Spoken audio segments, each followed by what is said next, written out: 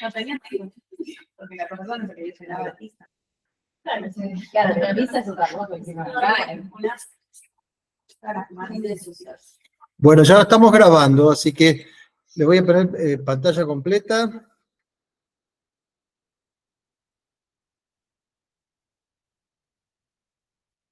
Carlito, bienvenido, no hace falta que te presente. Muchas gracias por estar con nosotros. Díganme ustedes, ¿qué saben de esto? Si les genera, es un tema despelotado. La idea es un tema que tiene su complicación.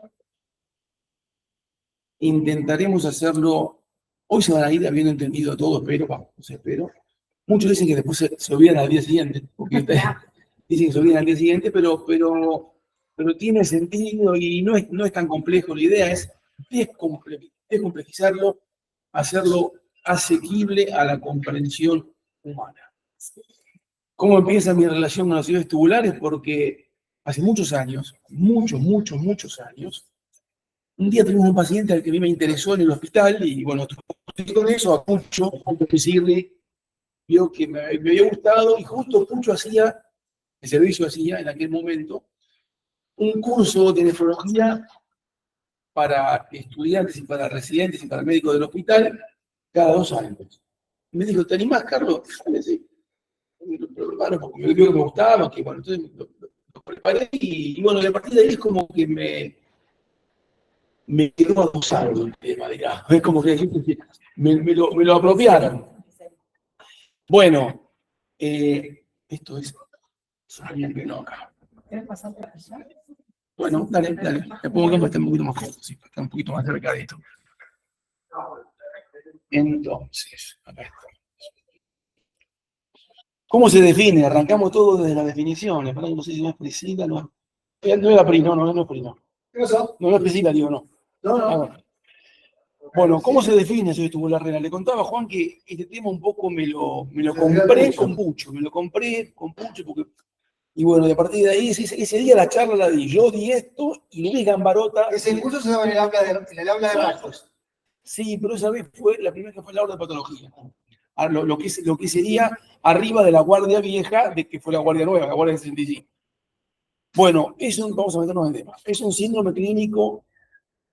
Traten de ir siguiendo despacio los conceptos, que se caracteriza por una alteración en el proceso de acidificación renal. El riñón tiene que acidificar la orina. Y ese trastorno, el riñón, no es capaz de mantener un nivel normal de bicarbonatemia en el contexto de un ritmo normal, salvo locos, de producción ácida por dieta y metabolismo. Repasamos. Es Claudia Belkevicius comiendo churrasco, tomando vino, como la he visto alguna vez, y comiendo ensalada que se pone acidótica. No es un tipo que se clavó 4 kilos de aspirina y ahí el contexto de producción de un ritmo normal de ácido por el metabolismo, ya ves, porque te comiste 4 kilos de aspirina. El tipo que está comiendo un Big Mac con una coca y papa frita y tiene 12 de carbohidratos. Entonces, repito, el riñón no es capaz de mantener un nivel de bicarbonatemia correcta en el contexto de un ritmo normal de generación ácida por dieta y metabolismo. ¿Está claro? Esto no es tan difícil. Se define por 4 cosas. Acidosis metabólica, que es hiperclorémica. O sea, anión gap normal, obviamente. La tienen clara, chicos, ¿eh? Tercero, pH de orina que es inadecuadamente alto. O sea, orina alcalina. Y cuarto, función renal relativamente conservada. No es un insuficiente renal que no puede orinar ácidos porque está insuficiente renal o porque retiene ácido. Es un tipo que tiene función renal normal y tiene todo esto.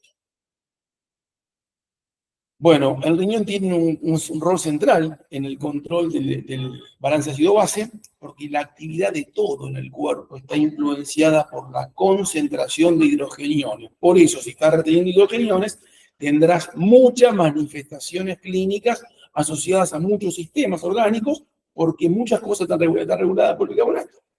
¿Y cómo se defiende el cuerpo de retener hidrogenio? Bueno, a través de buffers, que son, como ustedes conocen muy bien, el buffer respiratorio y los renales, que son los que mencionaremos un poquito después.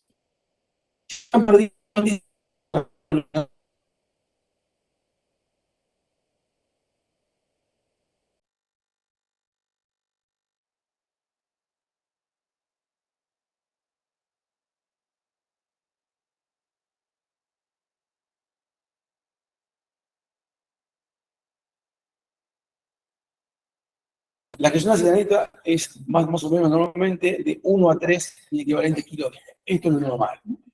¿Y cómo se mide esto? Por la cuenta que se llama creatina cianeta, que parece un despelote, pero no es un despelote. No tiene... Estamos bien acá. Bueno, que se define por, entonces, la suma de acidez titulable, amonio y bicarbonato. Si ustedes me disculpan, vamos a ir un poco atrás, para que ellas no estén navegando, porque si no, es difícil. No es difícil, pero hay que seguirlo de a poquito. ¿No es cierto que sí? Sí. Hay que seguirlo. Después les tomo.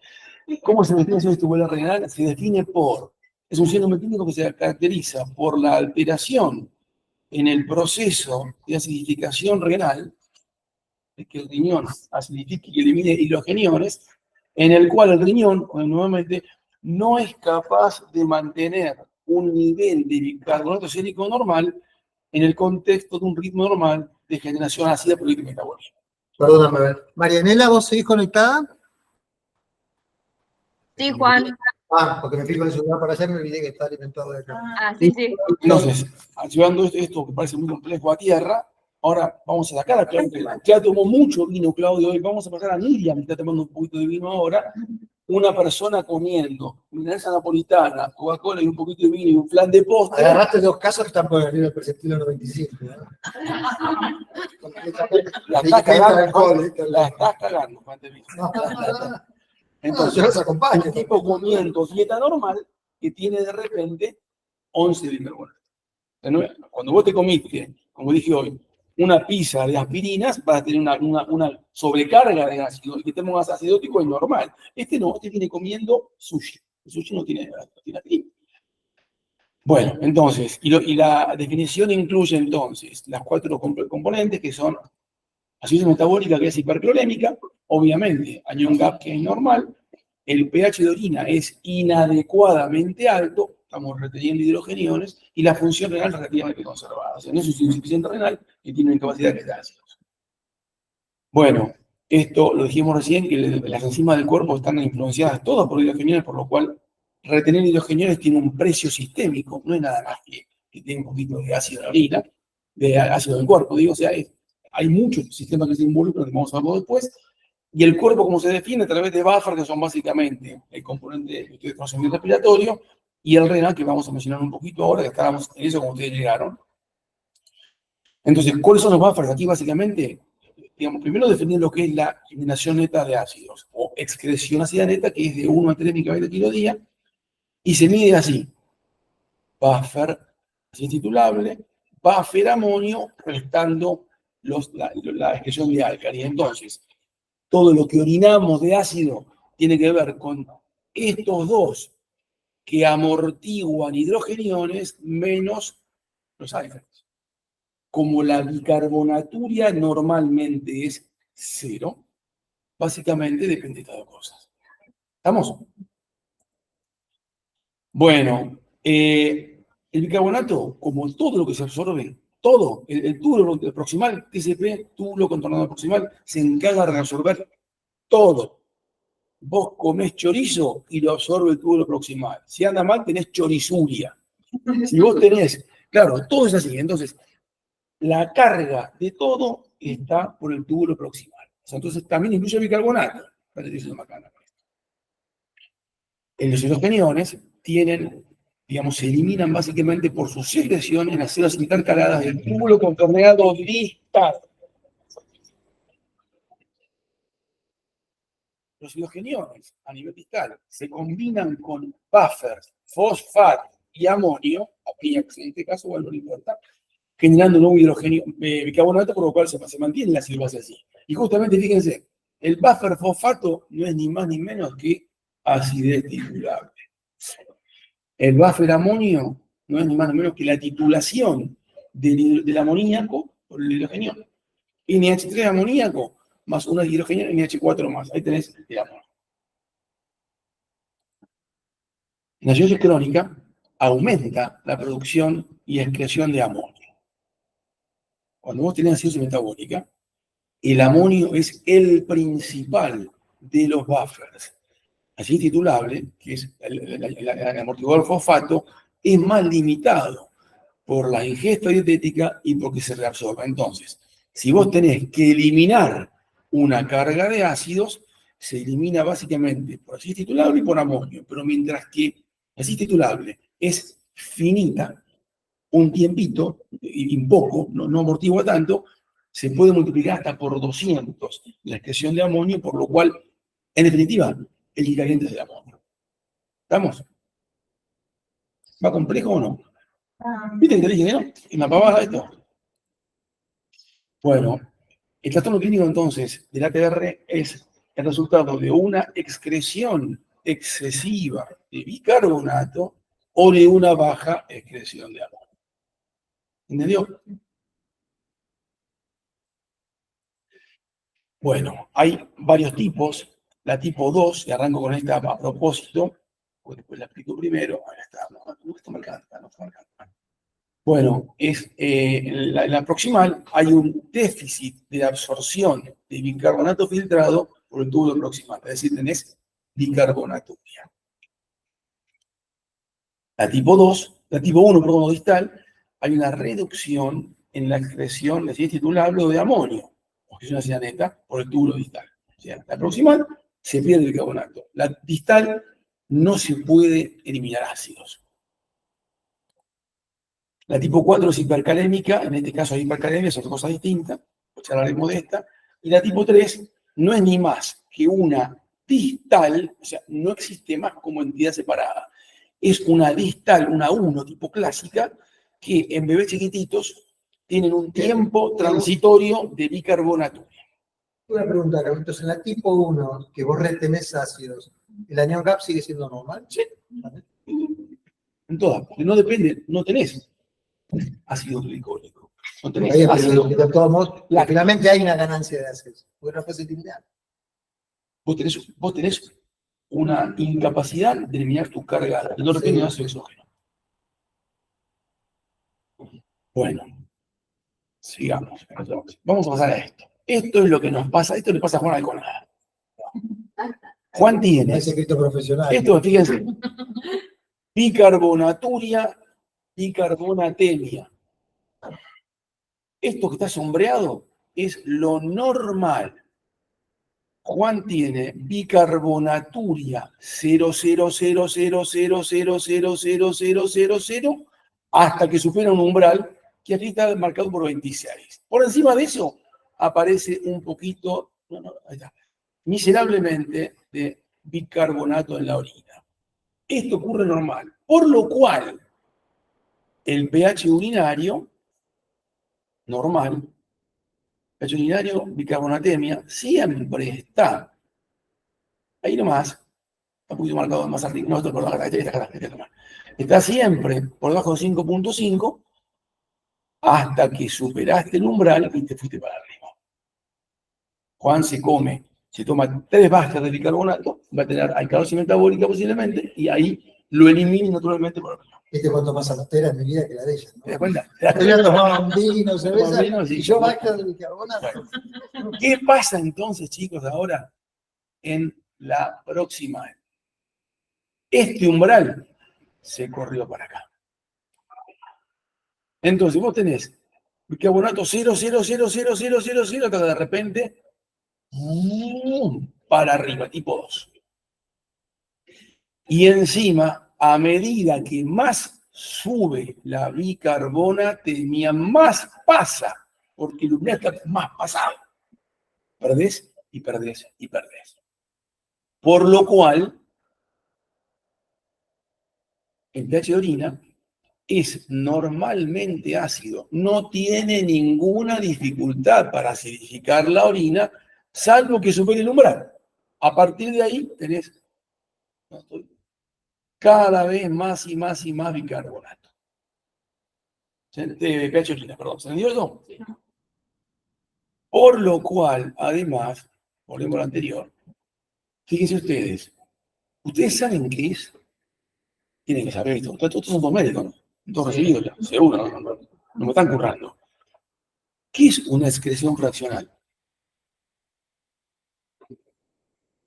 Chicos, fisiología de segundo año, clínica, está haciendo la fe, pero tienen que saber esto ya, no estoy diciendo chiste. ¿Qué es una excreción fraccional? De lo que sea. El porcentaje que se excreta de lo que se excretó. Y siempre se calcula UP de lo que medís sobre UP de creatinina por 100. Hoy hablamos de chorizo. UP de chorizo sobre UP de creatinina por 100. Cuando vos tenés... Entonces, fíjense, si aquí, a medida que aumenta la bicarbonatemia, tenés cada vez más bicarbonaturia, la excreción fraccional de bicarbonato será muy alta. ¿Está claro? Y cada vez más alta a medida que lo corregís más. Y algo más. De acá se deduce que las proximales, con el paso del tiempo, si vos querés corregirla, va a requerir seguramente mucha dosis de bicarbonato, porque mucho es lo que pierden. ¿Está claro?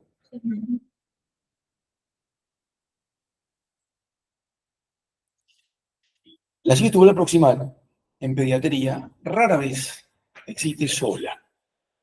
Que sea pura es excepcional. Generalmente ocurre en el contexto de lo que se llama síndrome de Fanconi, que como yo dije hoy, el túbulo proximal maneja todo. Si anda mal, pierde todo. Tenés hiperaminoaciduria generalizada, glucosuria normoglucémica, pérdida de fosfato, de potasio, ácido úrico, acidosis por supuesto, y sintomatología, como dijimos hoy, todo incluido. Raquitismo, demora en el crecimiento, poliuria, deshidratación y a veces también hipotensión tubular. O sea, en general ocurre en el contexto de un desorden tubular más generalizado. Ahí está. La causa más común de Fanconi en pediatría es la cistinosis, que es una enfermedad muy rara. Estas son todas las demás. Fructosemia, lactosemia, low glicogenosis y secundario a medicamentos. Pero esta es la más común de todas.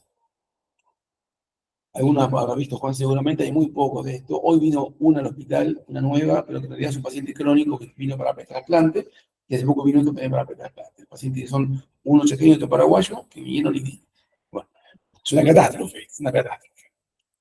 En nuestra experiencia, tenemos, ahora hay uno más, hay dos más. Son 10 pacientes con cistinosis, hay 2 Lowy o 3 Lowy y otras formas mucho más raras. Es mucho menos frecuente el Fanconi que la distal, básicamente.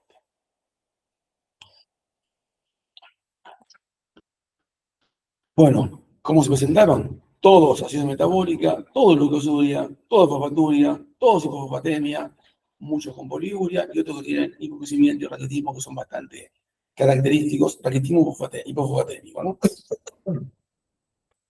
Bueno. Nuestra cistinosis, 8 pacientes, todos tuvieron síntomas muy precozmente. El diagnóstico de Fanconi se hace generalmente al año de vida, año y pico, y son todos renales crónicos tempranamente, y la verdad que la mortalidad es muy alta. Ahora se trasplantan, pero bueno, la mortalidad es muy alta igual. Bueno, eso es un poquito para mencionar proximal. Me detengo un poquito ahora porque la paciente que estuvo internada ahora, no sé si ustedes la vieron, Orlando Catalina. Orlando Catalina funciona como esto. Pero no era, ¿no? Al final no. ¿Qué cosa no era? No, porque vino con un diagnóstico de afuera de... Pseudotumor cerebral. No, está bien. Sí. No, porque no una corazón. Pseudotumor cerebral. Pero ese paciente, lo que le hacen es darle acetazolamida, que es ni más ni menos que un inhibidor de la ligasa carbónica, la que está en la luminal. Entonces, al estar inhibido, no puede combinar el bicarbonato con el hidrogenión. ¿Y eso hace un tubular en seguimiento? Sí.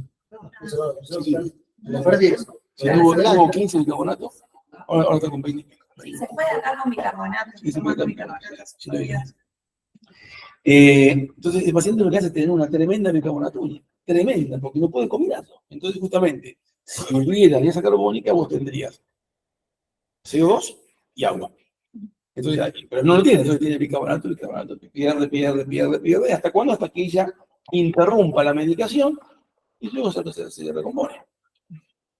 Bueno, ¿qué pasa con las distales entonces? La distal, nuevamente, acá está normal. En la distal no es un tema de umbral, sino un tema de dificultad en la excreción de hidrogeniones, como dijimos hoy, por las células intercaladas del túbulo distal, por lo cual en estas el pH de orina siempre es alcalino a cualquier nivel de bicarbonatemia.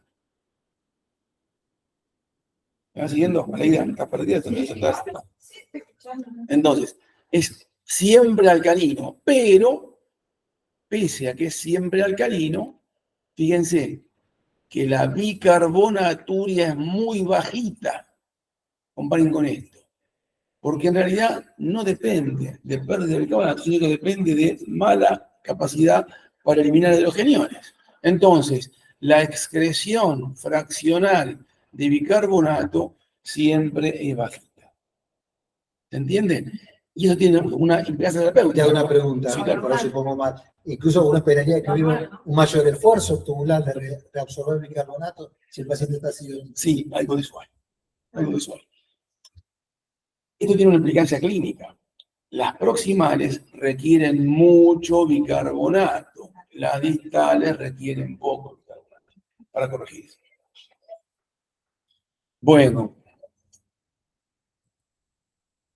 esto es complejo, pero lo menciono rápidamente. La causa más común es la que dije hoy, defecto secretorio de hidrogeniones, que es la TR1 clásica. Hay otras formas que son más raras, algunos inclusive vinculadas a medicación como la fostiricina B. Pero la más común es la que tiene un defecto clásico en la secreción.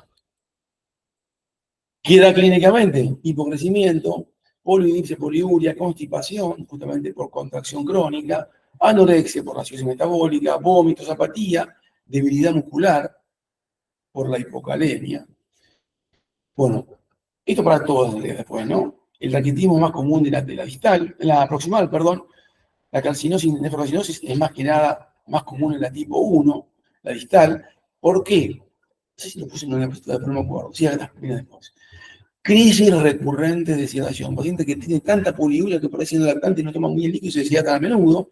Y cuando tenés una acidosis metabólica que está fuera de proporción a la deshidratación. Entre un pibe diarreico, 14 meses, 8, 9 meses, deshidratado, muy deshidratado. La poliuria adicionó contracción de volumen asociado a la diarrea. Cuando lo ves, bicarbonato de 11, bueno, está deshidratado. Tú corregiste, se hidrata, sigue con 13 bicarbonato 14. ¿Qué te pasa? La nefrocalcinosis, la distal, es la consecuencia de tres componentes. La hipercalciuria, que es característica de la acidosis tubular distal, el pH alcalino, ambos son precipitadores, y la hipocitratura. El citrato actúa como un antiprecipitante. Vos tenés citrato en cantidad suficiente y separa los calcios. Cuando te falta citrato, los calcios tienden a pegarse. Por lo cual, digamos, los tres elementos que la condicionan están presentes en la distal y solamente dos de ellos, la hipercalciuria y la hipocitratura, pueden revertirse a corregir la acidosis. La orina va a ser alcalina siempre. Entonces, esta es la consecuencia, digamos, temida de la distal, que puede ocurrir hasta el presente, pero si uno los detecta rápidamente y los tratás, y aún no la tienen, y se mantiene, sostiene el tratamiento, quizás nunca tengan nefrocalcinosis. Bueno, ahí tienen la ecografía, fíjense como uno ve como un riñón. Claro, generalmente la médula renal es hipoecoica respecto a la corteza. Acá tenés bien marcada de blanco imagen típicamente clásica de nefrocalcinosis del punto de vista de un paciente que va a venir después. ¿Qué pasó con ese paciente que le presentaron a Paula, que tiene una imagen que parecía una nefrocalcinosis? ¿Se confirmó? No sé, no me acuerdo. Fue de alta y no sabemos qué pasó. La infección urinaria. La bebita tenía infección urinaria. Sí. Que tenía diagnóstico de nephrocalcinosis desde el nacimiento. Pero Ah, no en era realidad la un tenía paciente de informada. Roscaso, ese. Era un paciente de Roscaso. Pasa poquito. Sí. No, el de acidosis tubular, ese es otro. Uno que venía con diagnóstico de acidosis tubular, ese es la paciente de Lucas Unquilmes. No, este es un lactantito chiquitito que vino con infección urinaria. Que en realidad tenía hecho una ecografía al nacer o ahí al poquito tiempo, donde informaban nephrocalcinosis, pero lo ponía entre paréntesis como un signo de pregunta. A la Paula no le pareció cuando vio la ecografía. No le pareció, pero quedaba le quedó el repetitiva. seguimiento, claro. Bueno, nos perdemos todas esas cosas nosotros. Sí. Para atentos. Nosotros tenemos la facetita crónica internada, la distrofia muscular, con reposición de carbonato. En los controles en el interno, en la REM en forma crónica, estaba acidótica, pero mantenía signos de deshidratación. ¿Y por qué estaba siempre acidótica? Se estaba alimentando y estaba acidótica y hipopotasémica, alimentándose y acidótica. Bueno, al medir todo, tenía excreción fraccional de sodio aumentado, bicarbonatura, bueno, esta reposición de bicarbonato. La Bueno, causa, la distrofia muscular, no dije, por eso le hice el apellido. La que tenemos, la REM, la que Con la de la la distrofia muscular. Ay, sí, por Dios. La que dice su tubito, que no sé, que es, creo que es esta. ¿qué cosa? No sé, no lo tenemos. Yo cuando iré a Bueno, como usted verá, Pero yo no está seguida esa mina, eso. Pero el nefrológico no lo tuvieron nunca. No, la Paula la vio. bueno, estos no son nuestros números, hay bastante más de titularidad que proximal, por supuesto. Muchos son primarios, otros secundarios, otras enfermedades asociadas. Será un poquitito. Y bueno, fíjense, acidosis metabólica muy característica, hipocalemia, hipocrecimiento, poliuria, todo muy frecuente, y después algunas tienen hipocalcinosis y debilidad muscular también. Bueno, este es un paciente de un recién nacido prácticamente que consulta por mala ganancia de peso. Al nacer tuvo un peso, bueno, fíjense que aumentó muy poquito peso. Tiempo que se va de vida. Al ingreso, 10 de bicarbonato, 2,5 de potasio, GAP normal, pH de orina, bien alto, inapropiado para 10 de bicarbonato. Succión cianeta medida 58 microgramas por minuto. Tiene que ser mayor de 70 microequivalente minuto por 1,73 para bicarbonatos de menos de 16. Si vos tenés bicarbonatos de menos de 16, tiene que orinar más de 70 microgramas por minuto. Usted dio menos de 58, así que esto confirma acidosis tubular distal. Si mal no recuerdo la ecografía de este paciente. Un paciente que lo perdí de vista durante muchísimo tiempo. Y hace poco vino, hace 3-4 años, reapareció a mi consultorio. Era un pibe grande y no tenía más nephrocalcinosis. El riñón se creció, se corrigió y desapareció. Generalmente son irreversibles, pero no lo tenía más. A ver. El diagnóstico, bueno, acidosis tubular nada. Perfecto. Este es muy interesante. Es una paciente que tenía 5 años que ingresa infecciosas con diagnóstico de parálisis flácida. Se piensa en un Guillain-Barré, laboratorio, 12 de bicarbonato, 0,9 de potasio. Entonces, en realidad no tuvo Guillain-Barré, tenía parálisis muscular, de parálisis flácida por hipocalemia y nuevamente pH inalcalino, esta que dio muy baja, no me acuerdo cuándo fue. Otro paciente clase típico, así de tubular distal. Nuevamente lo mismo. Bueno, eso es un poco sintetizando la distal para hacerlo más sencillo. La tipo 4, recuerden que la tipo 3 dijimos que no existe como tal, es una distal pura que tiene un tiempito de inmadurez tubular y tiene por ese motivo bicarbonaturia. Al cabo de un tiempo se transforman en unoclásicas. La tipo 4 no existe como entidad sola, no existe, no hay, no es una entidad como la distal clásica, sino que se presenta en el contexto de dos situaciones. Uno es el déficit de testosterona. Ejemplos clásicos, supertona congénita, ustedes conocen muy bien. Bueno, esto es mucho más raro. Y el AS también es rarísimo. o una respuesta renal inadecuada a aldosterona, que se llama pseudo-hipoaldosteronismo. El primario y secundarios. El secundario es muy común y seguramente es la forma más común de ácido tubular general y de la hipercalémica ni que hablar. Se da en el contexto de la combinación uropatía obstructiva más infección urinaria. En este caso hay acidosis metabólica con hiponatremia, como todo déficit de aldosterona, con pérdida renal de sodio e hipercalemia. Todos los demás tenían hipocalemia. Claro. Entonces, la causa más, esto que dije recién, la causa más común es esta, que se ve en el contexto de la neuropatía obstructiva asociada a infección urinaria. Y aquí, como lo que tenemos es una incapacidad tubular de responder, tenemos valores muy altos de aldosterona y de renina. Bueno, este es un recién nacido, también que entra neo con diagnóstico de una neuropatía y un cultivo positivo a Klebsiella. Fíjense, 15 bicarbonato, 115 7 el ionograma, y obviamente, si tenés 115 de sodio, tenés que no perder nada. El riñón puede llevar a cero el sodio, no el potasio. Y está perdiendo 32. Tiene una naturaleza que es inapropiada. Tiene urostasis con urinamos, una válvula, y esto es un pseudo hipoaldosteronismo secundario a la combinación, a la combinación de infección y destrucción. ¿Cómo llegamos al diagnóstico de esto? De todas las circulares, no de todas. A través del pH de orina, que recuerden tiene que tomarse en orina fresca recién emitida. Tienen que ir con la bolsita al laboratorio, no esperar con la bolsa ahí, porque se transforma en CO2 urinaria y hacemos macana. Y se mide con pHímetro, no es confiable la actividad reactiva. Bueno, evaluación de excreción hacia neta, como dijimos hoy. Amonio, más acidez titulable, menos bicarbonatura. Fantástico. Están ustedes de guardia. Es el paciente que les dije yo, el paciente que les entra ahí del gas uteral con 14 de bicarbonato, y ustedes dicen, uy, chipa, lo estamos todavía así, será una distal, vamos a pedir a que nos hagan la conexión hacia esta. No lo hace nadie, lo hace muy poca gente, muy poca gente. ¿Cómo puedo resolver yo, estamos con esto, cómo puedo resolver yo?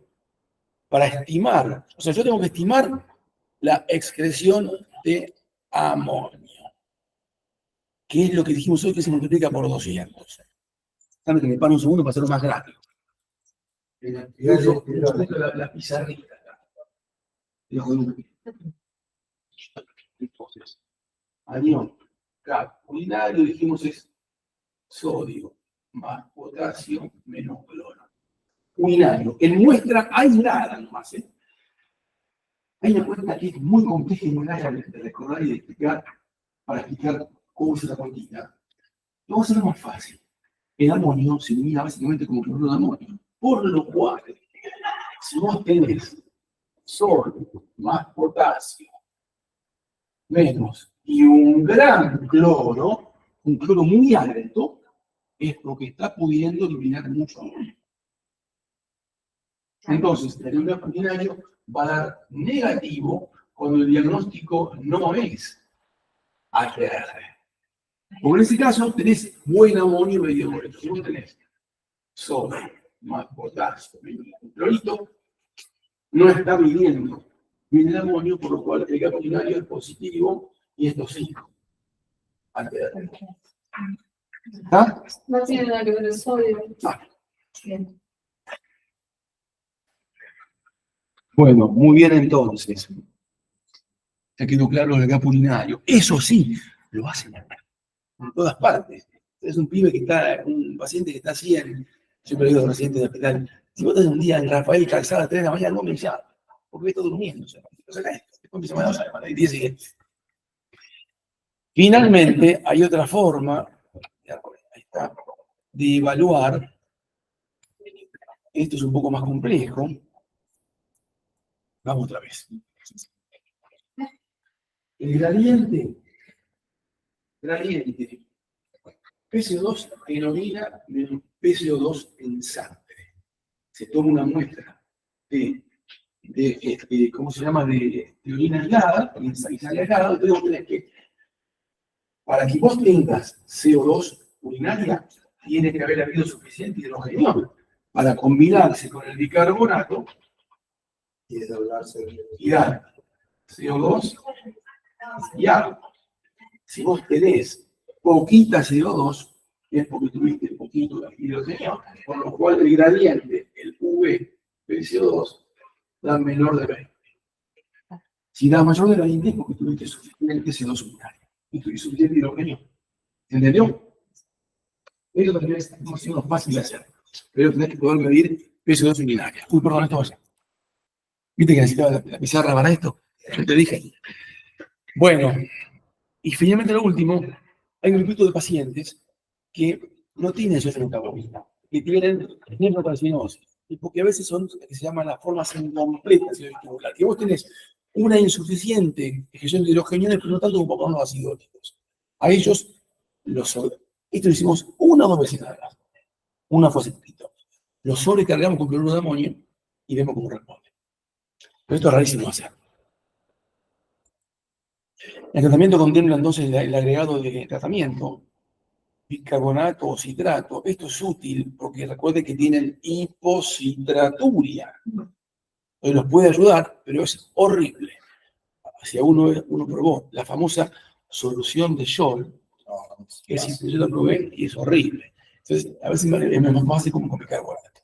Recuerden, mayor cantidad para los pacientes que tienen proximal que para distal. Suplemento a veces de potasio, a veces de fósforo, los Fanconi, vitamina D también a veces, cuando tenemos raquitismo sobre todo. Y bueno, cuando tenés un pseudo hipo secundario o neuropatía de infección, tratamiento del trastorno subyacente. Si bien los efectos tubulares son permanentes mayormente, no se curan, el tratamiento precoz y sostenido puede permitir una mejoría muy significativa de la sintomatología y la calidad de vida, y a veces lograr prevenir el daño progresivo y reversible como nefrocarcinosis, caída de filtrado y todas las deformidades que tienen este tipo de patologías. Así que el tratamiento sostenido, bicarbonato de no 20, tiene que tener 22 a 26. 19 no es suficiente.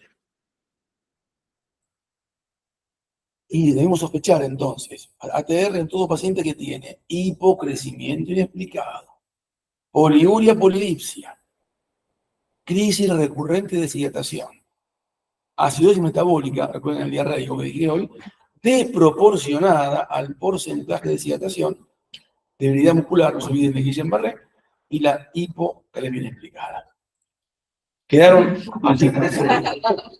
¿Cómo es el consejo genético, Carlitos, en estos casos? Y ¿qué pregunta? Y uno debería hacerlo. Lo que tiene que hoy por hoy, todo ha cambiado tanto que antes no hicimos nunca estudio genético. De hecho, creo que no hicimos nunca tampoco. Para el parecido estudiar, no se puede hacer estudio genético. Para las mutaciones. La genética ha cambiado la medicina. Definitivamente. ¿Tenés familia? ¿Tenés hermanos? ¿Tenés Sí, hermanos. hermanos? Cistilosis, decimos. Cistilosis es recesiva. Es recesiva. Fanconi. ¿Tenés hermanos? ¿Fanconi? Sí. No tengo ninguno. No, ninguno. Así que, bueno, chicos, pregunten si quieren. ¿Se entendió? Mañana sobre pero bueno, pero no es imposible. No es imposible. No.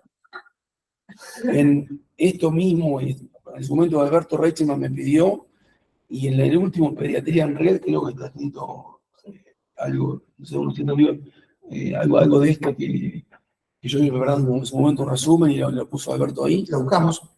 En Pediatría en Red, ¿viste? El próximo estamos nosotros con síndrome nefrótico. Ah, se me dijo.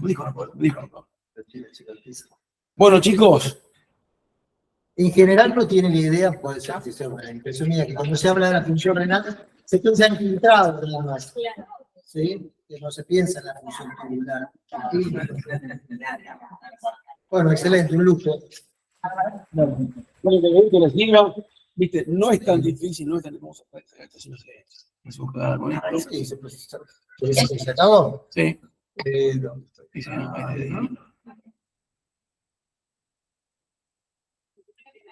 Fantástico. Bueno, si no me pregunta, che, nada, es ay, de vez en cuando, ellos caen de vez en cuando. De vez en cuando caen.